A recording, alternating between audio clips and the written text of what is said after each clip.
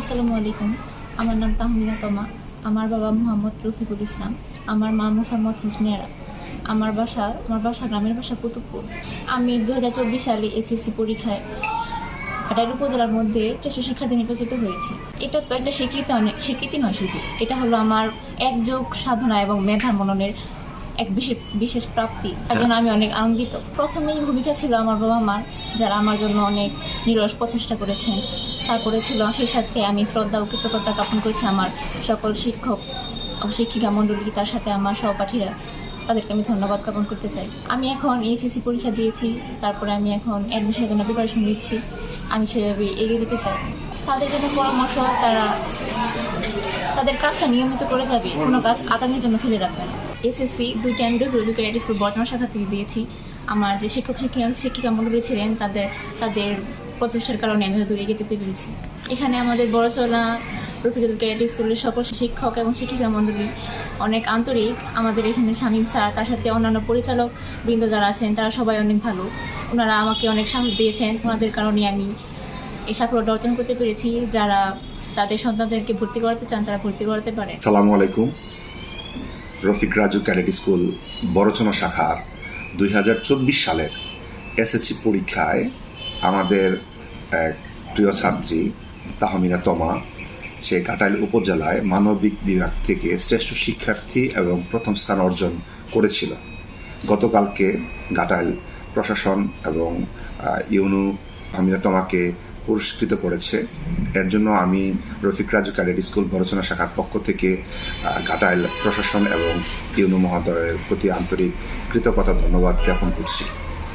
সেই সাথে আপনাদের সবার অবগতির জন্য জানানো যাচ্ছে যে আমরা 2023 সালে সখীপুর উপজেলায় ইসরাত জাহান সনি এসএসসি পরীক্ষায় 3য় স্থান অর্জন করেছিলাম। শুধু তাই না, এছাড়াও আমরা 2026 এই বছর আমাদের সরকারি বৃত্তি পরীক্ষার সম্পর্কে হয়তো আপনারা প্রাথমিক সরকারি বৃত্তি পরীক্ষা সম্পর্কে হয়তো আপনারা সবাই অবগত আছেন, যেখানে সরকারি স্কুলগুলোতে আপনার 80% বৃত্তি দেওয়া হয়েছে এবং আমাদের বেসরকারি যে প্রতিষ্ঠানগুলো বা প্রাইভেট যে প্রতিষ্ঠানগুলো আছে, এই ক্ষেত্রে আমাদের 20% বৃত্তি প্রদান করা হয়েছে। তারপরেও বড়চনার মধ্যে আমরা সর্বোচ্চ বৃত্তি অর্জন করেছি। আপনাদের জ্ঞাতার্থে 4টা সরকারি বৃত্তি আমাদের 2026-এ এসেছে, অর্থাৎ 2025-এর যে বৃত্তি, সেই বৃত্তির ফলাফল 26-এ প্রকাশ হয়েছে। তো শুধু তাই না, সখীপুর কিন্ডার গার্ডেন অ্যাসোসিয়েশন আর যে বৃত্তি পরীক্ষা সংগঠিত হয়েছিল 2025-এ, সেটার ফলাফল 26-এ প্রকাশ করা হয়েছে। এই ক্ষেত্রে আমরা প্রথম দিকে আমাদের মোট 30টা বৃত্তি এসেছিল, 8টা ট্যালেন্ট প্লে এসেছিল এবং 15টা বৃত্তি এসেছিল আমাদের সাধারণ গ্রেডে। পাশাপাশি আমরা একজন ছাত্রীর জন্য চ্যালেঞ্জ করেছিলাম, পরবর্তীতে তারও ফলাফল অলরেডি দিয়েছে, সেইখানেও আমরা সাধারণ গ্রেডে আরেকটা বৃত্তি অর্জন করেছি। আবার আমাদের গত কয়েকদিন আগে রফিক রাজু শিক্ষা ফাউন্ডেশন টাঙ্গাইল বৃত্তির যে ব্যবস্থা করা হয় সারা বাংলাদেশ, এই ক্ষেত্রে আমরা মোট 69টি বৃত্তি অর্জন করেছি। এর মধ্যে আমাদের ট্যালেন্ট পুলে ছিল 10 জন এবং 59টা ছিল আমাদের সাধারণ গেটে। কিন্তু পরবর্তীতে চ্যালেঞ্জ করার পরে আমাদের আরও 2টা বৃত্তি এসেছে। এই হিসেবে আমাদের মোট বৃত্তি এসেছে 71টি, ট্যালেন্ট পুলে 11টি এবং 60টি এসেছে সাধারণ গ্রেডে।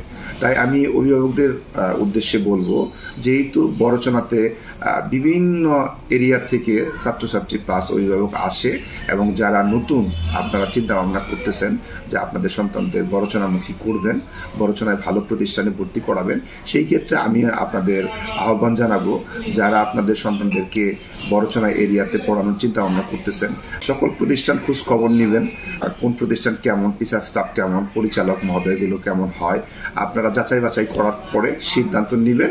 আমি আশা করব যেখানেই আপনাদের সন্তানদের ভর্তি করান না কেন, রফিক রাজু ক্যাডেট স্কুল বড়চনা শাখায় একদিন এসে ভিজিট করে দেখবেন আমাদের পরিবেশ, আমাদের টিচার স্টাফ কেমন। ধন্যবাদ সবাইকে। আসসালামু আলাইকুম। মা হিসাবে আমার অনেক ভালো লাগছে, আন্তরিক শুভেচ্ছা জানাই সবাইকে। স্কুলের সবাই, রফিক রাজু স্কুলের সবাইকে, আমি রফিক রাজু স্কুল বড়চনা শাখা। না, অনেক ভালো ভালো পড়াশোনা করছে। আমার মেয়ের মতো যেন সবাই গার্জেনের যেন ভালো সবার অভিভাবক যেন চেষ্টা করবে ভালো হওয়ার জন্য, সবার সন্তানের জন্য যেন ভালো করে। ভবিষ্যৎ কল্পনা সবাই তো চায়, সবাই বাবা মাই চায়, সবাই তার জন্যই চায়, কিন্তু আমি চাই আমার সন্তান যেন ভালো হয়, ভালোর দিকে যায়, ভালো একটা শিক্ষিত, ভালো একটা পরিবার, ভালো একটা এই যেন শোনা। সে তো চায় তার ইচ্ছা মতে